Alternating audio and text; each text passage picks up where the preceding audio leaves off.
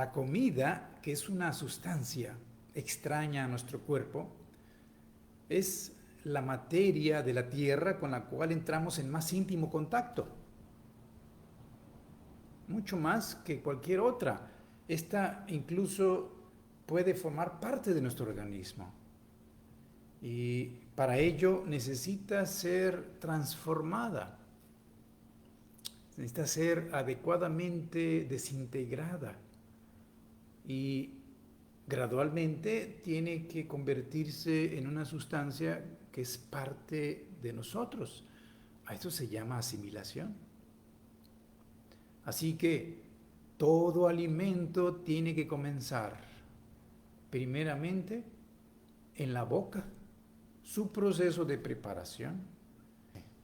Y la palabra asimilación significa precisamente llegar a ser sustancia propia.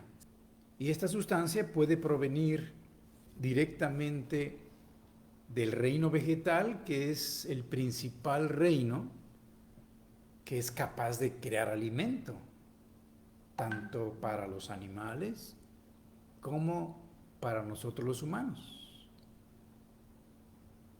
Los vegetales toman su fuente de energía directamente desde el sol, absorben de la tierra el agua y del aire toman el dióxido de carbono, así que ellas son autótrofas, son capaces de crear su propio alimento y expulsan en el aire oxígeno, que es un desecho para ellas y para nosotros es vital, tanto para los animales como para los humanos. Además, en la fotosíntesis, que es la recepción de la luz que se hace en las hojas, pues allí se transforma. La luz es convertida en una molécula y adquiere forma. Y esa es la del azúcar. Para decirlo más preciso, es la glucosa. Es la primera molécula que se forma por transformación de la luz. La luz se transforma en una sustancia viva y después de ello se transforma gradualmente en otras sustancias dependiendo de las partes de la planta para producir grasas o aminoácidos y proteínas. Y entonces es luego que el ser humano consume alguna parte de la planta. Solo el reino vegetal nos da la posibilidad de transmitir vida para nuestro organismo y mantenernos en vida. Y el animal indirectamente, porque él primero consume la vitalidad que necesita para formar su propio organismo. Y en el caso de los huevos y la leche, todavía se mantiene mucha vitalidad porque el huevo está destinado a ser un ser vivo. En este caso la gallina, el pollo. Y la leche también está impregnada de mucha vitalidad porque va a alimentar a un recién nacido. Así que si se consume la carne, pues ya tiene que tener mucho menos vitalidad, se ha transformado para formar esa parte del animal. La idea es entender que nosotros ese alimento, que sea vegetal, animal indirecto o animal directo, es prácticamente lo que el ser humano consume. El sentido del gusto es el primer guardián que nos permite experimentar conscientemente qué va a entrar. Y nosotros decidir si continuamos con el proceso o no le permitimos entrada. Por eso comenté que la boca es muy importante porque actualmente los seres humanos tienen muchos problemas derivados por el simple hecho de no masticar bien. Por el simple hecho de no masticar bien. Hay gente que tiene gastritis. Y el gastroenterólogo, vamos a decir, convencional, podría decir pues que no hay una relación directa porque lo que tiene la persona es un estrés constante. Entonces la preocupación y el estrés aumentan la adrenalina en el cuerpo y entonces la adrenalina hace una vasoconstricción, o sea, se cierran los vasos pequeños llamados capilares en el estómago. Esto lleva menos oxígeno al estómago y entonces se debilita la mucosa que protege la pared del estómago, y cuando hay presencia de ácido, que es el medio natural del estómago, pues arde y entonces se inflama. Eso se llama gastritis, inflamación del estómago. Pero si la persona mastica mejor, aunque siga teniendo estrés, porque la vida es así, el estrés está allí, hay que saberlo afrontar, hay que relajarse, hay que aprender a meditar y hacer yoga, ejercicio y relajarse, pero debemos masticar bien, porque el estómago no tiene dientes. Y si nosotros dejamos pasar pedazos de alimento, no bien hechos papilla, el bolo alimenticio antes de tragarse debe de estar ya en forma de papilla, debe estar disuelto con la saliva. No puede haber pedazos sólidos porque el estómago no tiene dientes. Y si entran así al estómago, el estómago necesitará aumentar la acidez para desintegrar eso. Y pues obviamente esto complica la situación. El simple hecho de que un ser humano aprenda a masticar conscientemente cada bocado, ensalivarlo bien, con ello su propia esencia, su yo, domina lo que va a comer, lo envuelve a través del proceso consciente de la experiencia, a través de los sensores de la lengua, de la boca, antes de tragarlo, porque en el momento en que se traga, ya no es consciente de todo lo demás. Pero mientras se escoge, se ve, se huele, se pone en la boca, se percibe la temperatura, el sabor, se mastica y se hace conscientemente. Esto es casi una meditación. Entonces no se van a cometer tantos errores respecto a lo que comemos. Y entonces esto va a mejorar todo el proceso digestivo. Y debemos recordar que el ser humano no vive de lo que come. El ser humano vive de lo que digiere. Y la digestión comienza en la boca. Por ello es que es muy importante el simple hecho de que el ser humano se haga consciente de esto. No para que esté contando cuántas masticadas va a dar, no, pero que sienta que no debe tragar nada que todavía esté en su fase sólida. Tiene que ser líquido. Y ya en la boca se puede digerir los carbohidratos, el almidón, que es la forma más importante en la que se guarda la glucosa en los cereales, que se convierten en pan luego, se convierten en pasta o en tortillas, es caso de maíz, etc. Bueno, pues en la boca se pueden digerir 100%. Y ya le quitamos trabajo al estómago y al intestino. De hecho, el estómago no puede digerir carbohidratos. Eso, si no lo digerimos bien aquí, continuará en el intestino delgado, a través de las enzimas que produce el páncreas. Porque el estómago solo puede digerir proteínas.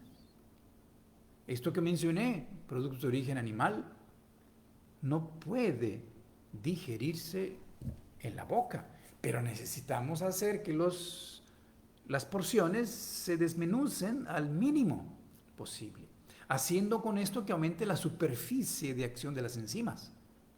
Entre más pequeños los partículas, pedazos, hay más posibilidad de que la proteína pueda ser digerida en el estómago porque pues hay más superficie de acción. Y así es como facilitamos la acción de la pepsina, que es la enzima que digiere en el estómago las proteínas. Para ello, el ácido clorhídrico prepara, porque la pepsina puede actuar solamente en un medio ácido y la proteína es de lo que están hechos los animales.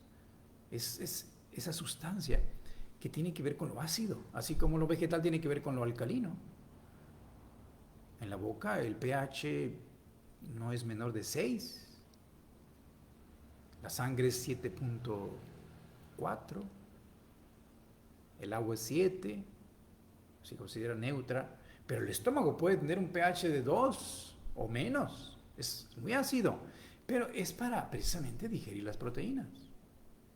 Entonces, allí es donde realmente comienza el proceso de preparación para que el alimento, pues luego pase a su siguiente etapa. Recuerden que el alimento es la base de la salud siempre y cuando sea asimilable. Y la asimilación se hace en la digestión. Así que no puede pasar, por ejemplo, nada del estómago hacia el intestino si todavía tiene una temperatura menor a 37 grados. No puede.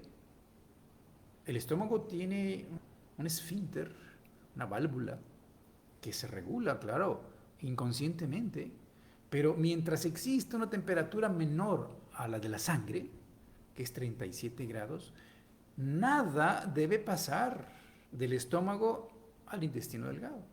Porque si llegara a entrar algo que estuviera más frío, se produciría automáticamente un espasmo. Esto es un cólico. El agua debe tomarse sorbo por sorbo, pequeñas cantidades, para ir atemperando el líquido. Y entonces eso ayuda a que se encuentre menos tiempo en el estómago. Si el agua o lo que está comiéndose tiene una temperatura muy fría, va a durar más tiempo hasta que se logre calentar, aunque ya estuviera digerido. Por ejemplo, vamos a suponer que tomemos un jugo de frutas o un extracto de verduras. Si lo tomamos directamente del refrigerador, de la nevera, o la fruta está fría y se hace la extracción, al ingresar en el estómago todavía tiene una temperatura mucho menor que lo que tiene la sangre. Y entonces, en el estómago no hay necesidad de digerir el jugo. No tiene ninguna enzima para digerir el jugo. Pero va a estar allí el tiempo que requiera para que adquiera la temperatura de 37 grados. Y esto puede llevar a veces hasta media hora, dependiendo de qué tan frío estaba. Y esto es una sensación muy pesada para el organismo, para el estómago. Algunas personas lo sienten más, otros menos, dependiendo de su temperamento, su nivel de vitalidad, su edad. Y cuando ya pasa esto que se está haciendo en la digestión al intestino, tiene el nombre de quimo. Y ya es una sustancia que se va haciendo más líquida todavía. Algunos le llaman quilo. Y es allí donde, si en la boca percibimos a través de la lengua con el gusto, en el estómago pues ya no percibimos conscientemente, pero los niños pequeños, lactantes, ellos perciben todavía con el estómago, pero ya en el intestino prácticamente hasta que entra el páncreas en acción, que es quien produce la tripsina para seguir digiriendo proteínas y para continuar la digestión de los carbohidratos con la amilasa. Pero el páncreas percibe también, y también el hígado percibe cómo se encuentra este líquido que está entrando allí. Y entonces, dependiendo de eso, se va a producir bilis por el hígado o se va a producir más enzimas por el páncreas. De manera que llega un momento en que ya están en condiciones de ser absorbidas. Pero para eso tenemos que haber quitado todas las cualidades que contiene el vegetal y el animal. La cualidad del vegetal es vitalidad. Y no puede entrar la vitalidad que tiene una manzana en nuestro cuerpo tal y cual. Tiene que ser transformada. Tiene que ser absorbida. De hecho, cuando vemos después de masticar una manzana en la boca, si la viéramos después, la sacáramos ya masticada, pues sería muy desagradable a nuestra vista. Ya no se vería igual como estaba antes, porque hemos absorbido la fuerza que hizo la forma de la manzana. Es una fuerza etérica, vital, que se absorbe incluso desde la boca, comienza a absorberse y se percibe con el sabor. Y luego incorporarse en nuestro organismo y nosotros usar esa vitalidad para nuestra propia necesidad. Igualmente, producto animal, en el estómago es donde se denaturiza. Esta llamada denaturización del alimento, le quita inicialmente la característica de la proteína, que es una estructura que fue construida por el alma del animal. La diferencia con el vegetal no tiene alma dentro de su organismo. El animal está, el alma dentro, aunque es grupal, pero es de acuerdo a la necesidad de la especie que forma la proteína. Y si un ser humano consume directamente un pedazo de animal, dentro en el estómago, en la digestión, se va a liberar esa fuerza animal, que se llama del cuerpo astral. Y entonces eso hace un estímulo a nuestro cuerpo astral, a nuestro animal. Por eso se dice que una persona que come animal, pues estimula a su animal en cierta manera. Recibe un estímulo. Y si tiene problemas para controlar sus impulsos, pues sería bueno que experimentara disminuirlo y verá que tendrá una influencia menor del exterior hacia su propio animal. Y entonces será más sereno, más tranquilo. Le ayudará mucho a disminuir el consumo de animales.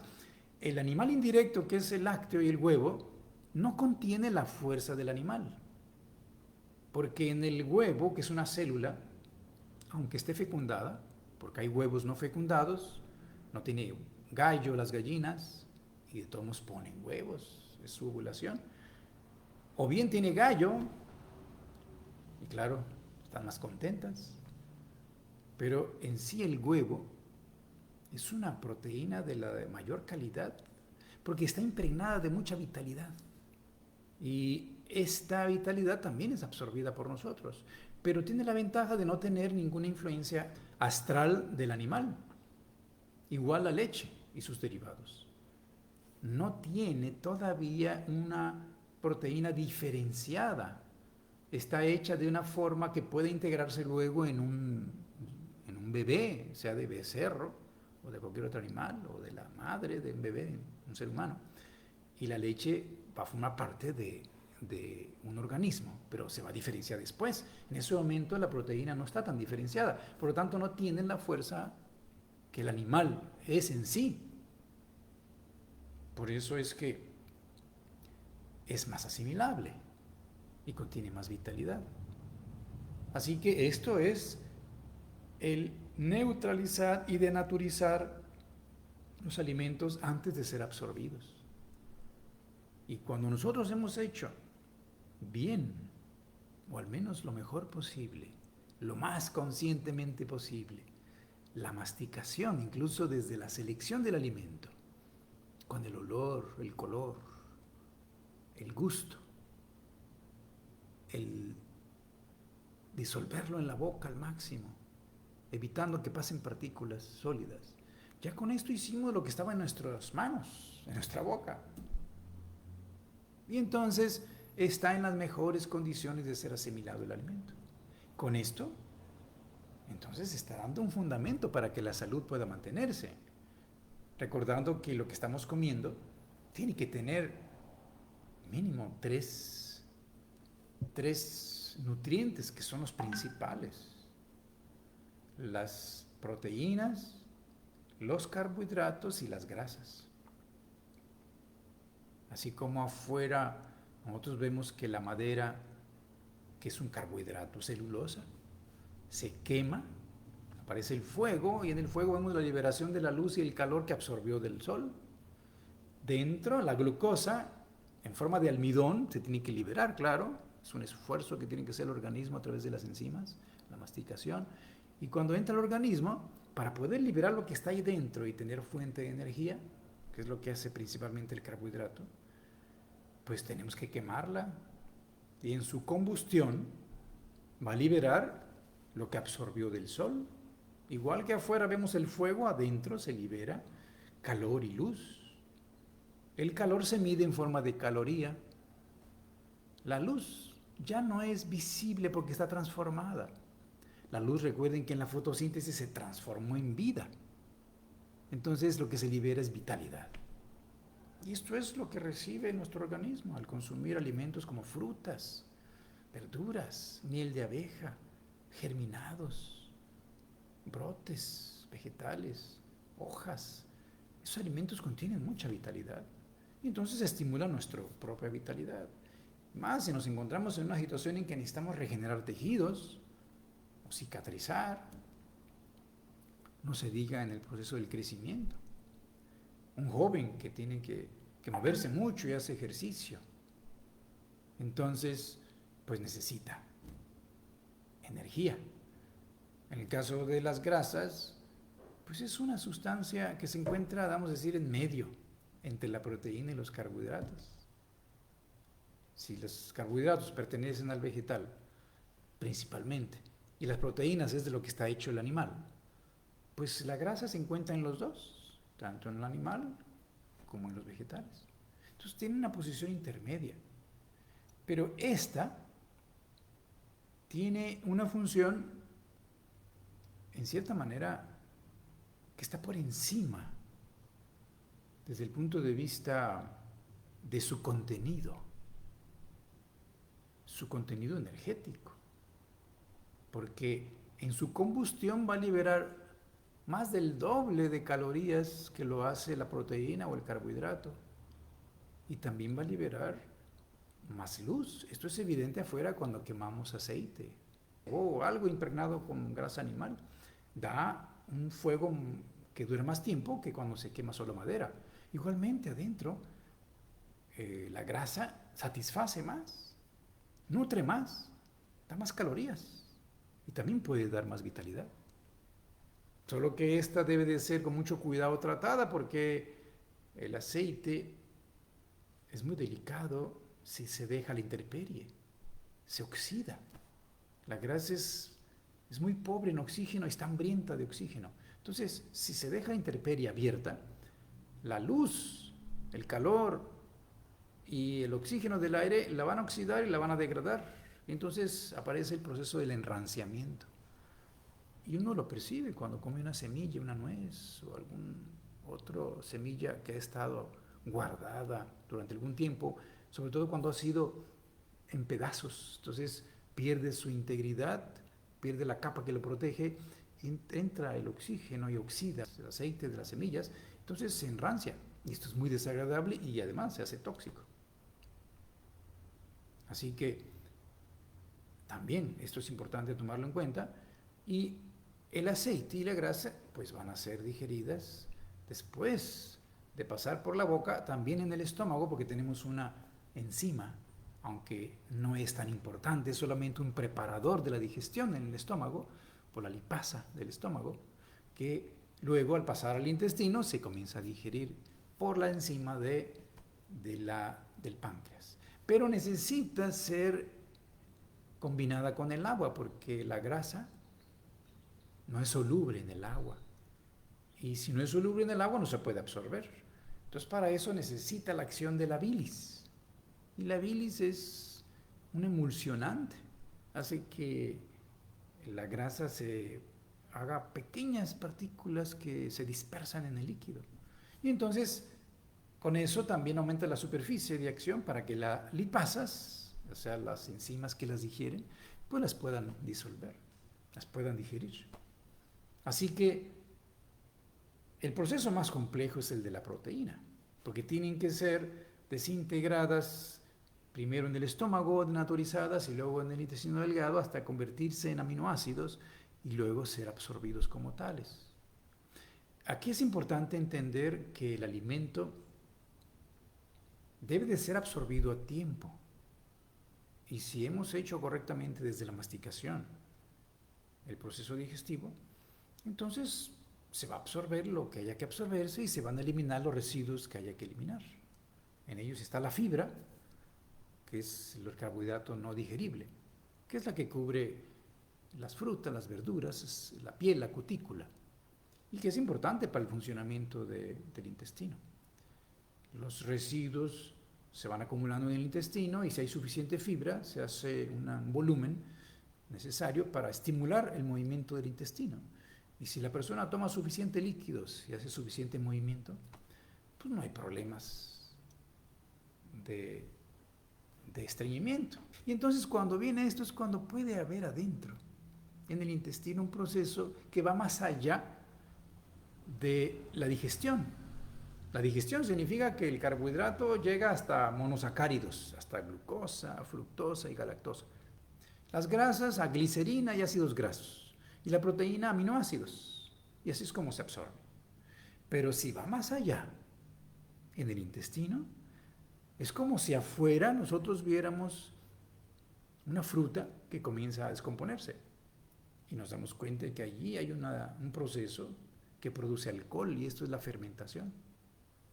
Eso puede ocurrir también dentro de nosotros. Y se produce alcohol. Y esto es muy tóxico. Y se va a absorber. El intestino es permeable. Esto va a intoxicar. Y el ser humano comienza a traer su propia cervecería allí. Claro, pequeñas gotitas todos los días, pero esto puede pasar. De manera que irrita el hígado, el sistema nervioso, y tiene muchas complicaciones cuando se hace crónico. Incluso puede llegar a desarrollar cirrosis hepática una persona con fermentación crónica. Y esto puede suceder porque está comiendo mucha fibra, sobre todo en la noche. En la noche, cuando el organismo se prepara para ir a descansar, deberá ser una comida más ligera. Cuando las proteínas comienzan a ser desintegradas por las bacterias, esto es putrefacción.